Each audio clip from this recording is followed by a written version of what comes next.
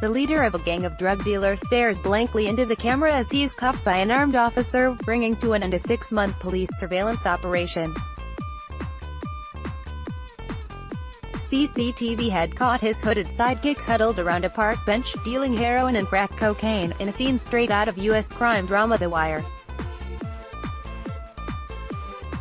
But this was Luton, Feds, where the gang was distributing up to £2.7 million of Class A drugs a year.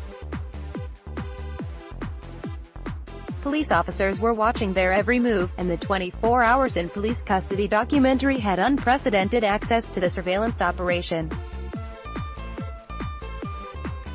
Ryan Kirkpatrick, nicknamed Victor, was part of the gang brought down by officers. It was the first time a UK police force had let TV cameras show a drugs ring being exposed.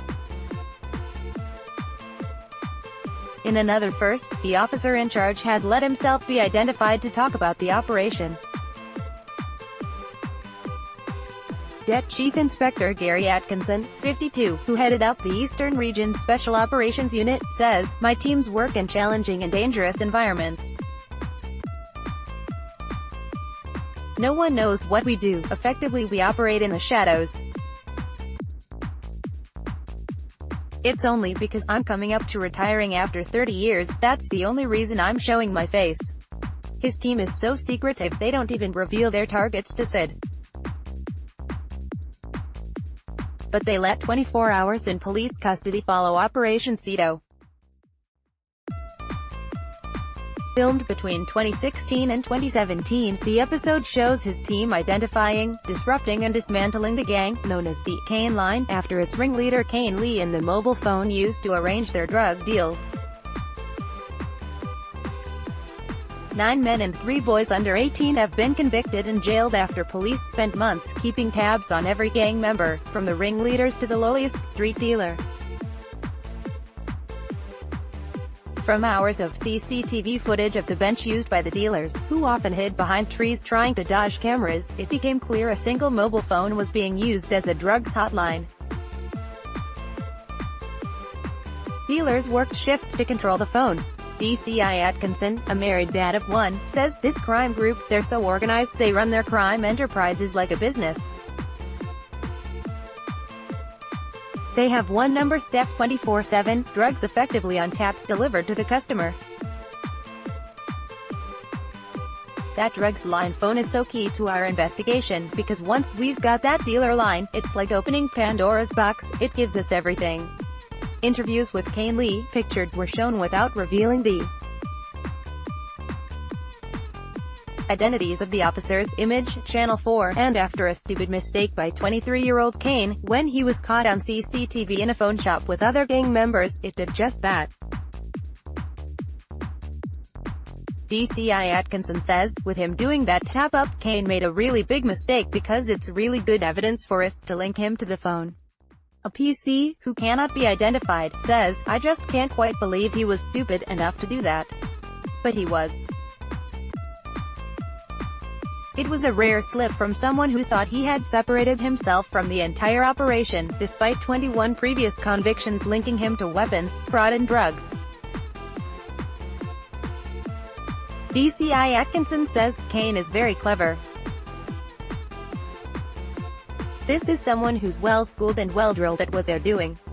It's like being a CEO of a company. You still exert that influence and power, but you don't have to be in the workplace, because you've got people doing that work for you." DCI Atkinson admits it may become harder to dismantle organized gangs using mobile phone data sweeps, which can suck out pictures, texts, contacts and even deleted messages.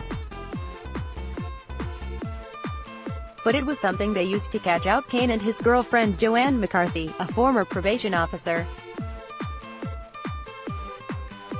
Street dealer Luke Hammond, pictured, who spoke to camera crews from his cells, was sentenced to 3 years in prison. Image, Channel 4.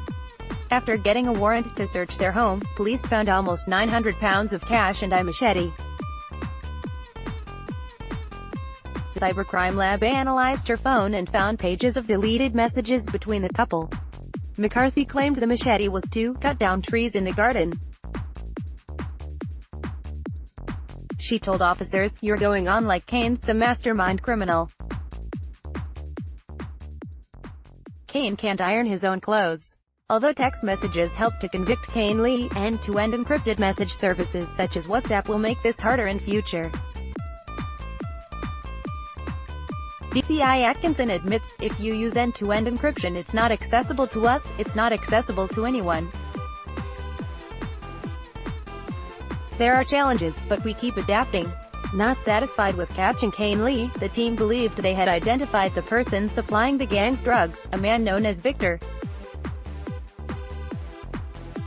Kane and his brother Ladine Lee, 21, were heard shouting between their cells, "Why haven't they bagged V?" It did not take police long to bag V, real name Ryan Kirkpatrick. DCI Atkinson says, "The criminals we deal with generally think they're untouchable. But it's all about the connections, it's like a spider's web, making those links between gang members. Once we've got what we need, we take them down."